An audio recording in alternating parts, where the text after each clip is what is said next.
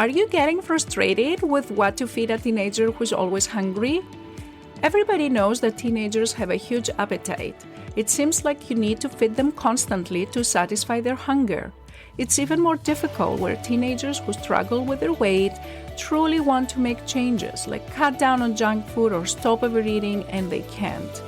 There's frustration, isolation, stress, and that's why I decided to create a recipe collection of 30 easy and healthy meals for teenagers. They're all high in protein to satisfy your teenager's hunger, and they can all be ready in less than 30 minutes. If you want to grab a free copy, go to lifestyleforteens.com/recipes.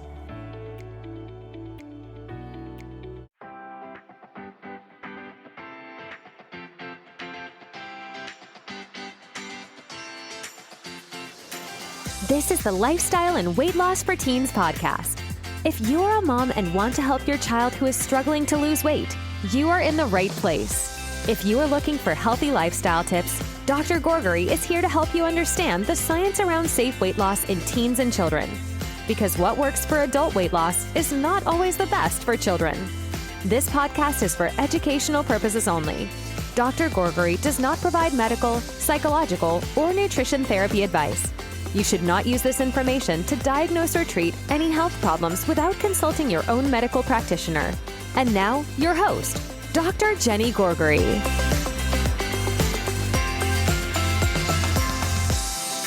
Hello, welcome to another episode of the Lifestyle and Weight Loss for Teens podcast. This is Dr. Jenny Gourgari, and I'm here today to talk about body image issues in teenagers.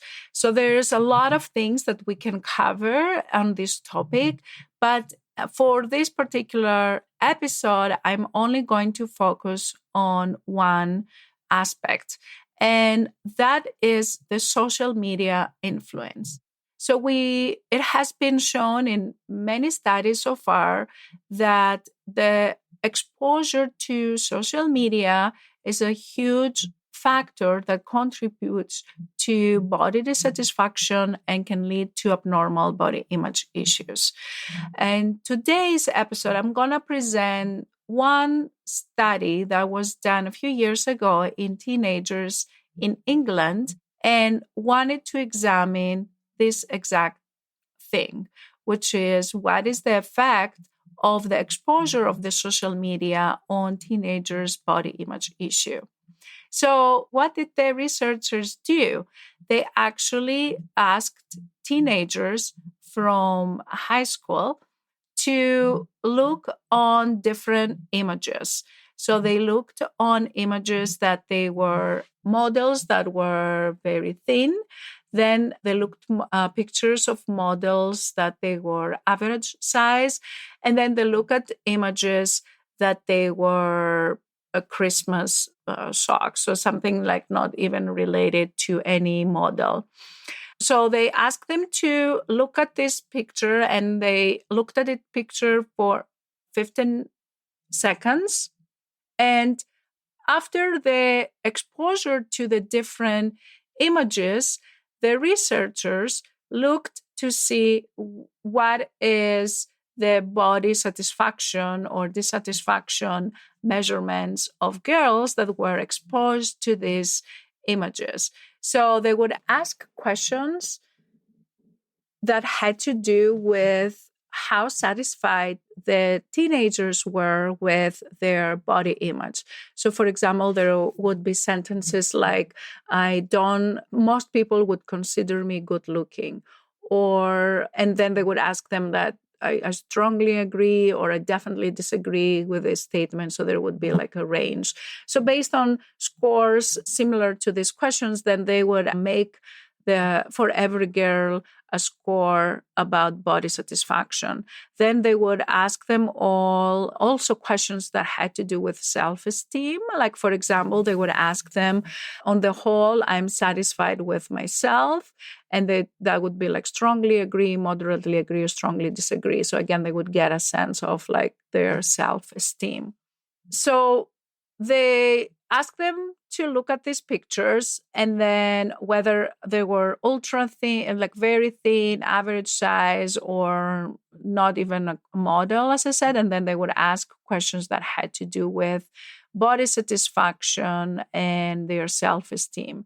And then they compared those values between the groups that they were exposed in the models versus the group that was exposed in non-models. And then they would rate them. Now, when they did the analysis, let's see what they came up with.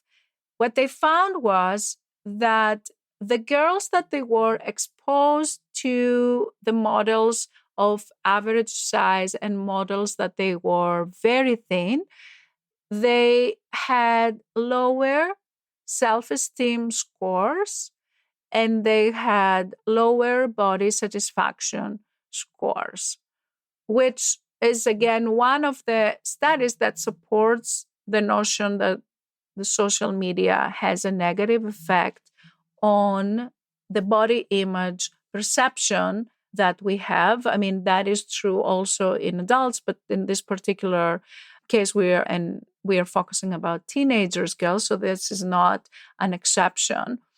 And then they even went one step further than that, and they look at the different ages. And what they found was that as kids get older, because the group was between 11 and 16 years of age, so the researchers found that between ages 11 to 16, as kids become older and they become more socially aware of what is considered beautiful or what is a social norm, then at the same time that the awareness became higher, at the same time the body satisfaction became lower and the self-esteem scores also were lower. The researchers also wanted to do one extra step in the analysis.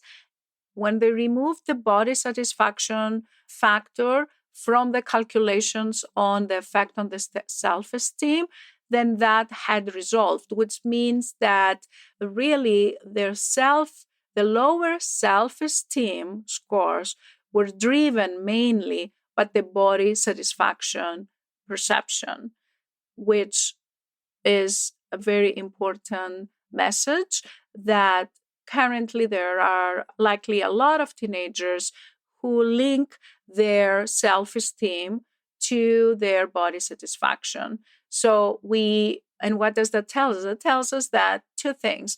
One is by improving the body satisfaction, we can improve the self-confidence of our teenagers. And second, we should put more effort into improving the self-esteem and try to dissociate it from a body satisfaction. These are just my beliefs on what we could do to take this message to the next level, because the first level is to recognize the problem. The second level is to try to see where we are in the spectrum and what we can do to improve that.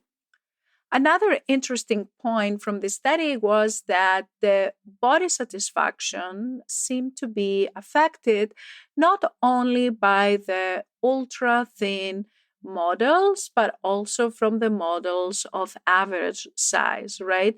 And I have read somewhere also that there was some suggestion from another study that if there are overweight models, then that tends to improve the body satisfaction perception and of teenagers. But if it is a normal size, it's not enough to help them feel better about their body. So it's not really by itself probably even the normal weight or the underweight, because it is other factors that go into how these models are presented.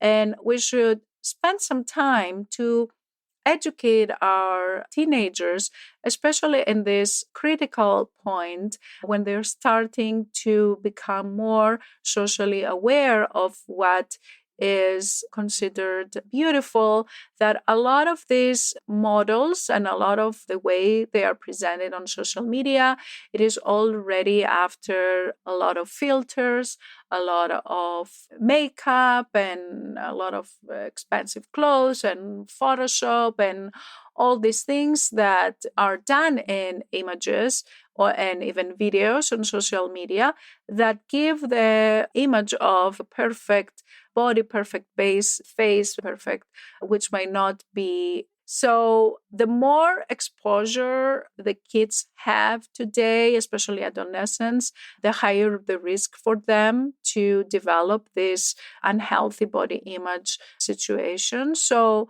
I would encourage you to start have a conversation around this topic. Perhaps instead of giving a lecture, you can, if you want, you can use this podcast as an opportunity to discuss, hey, did you know that they did this study and it showed this? What do you think?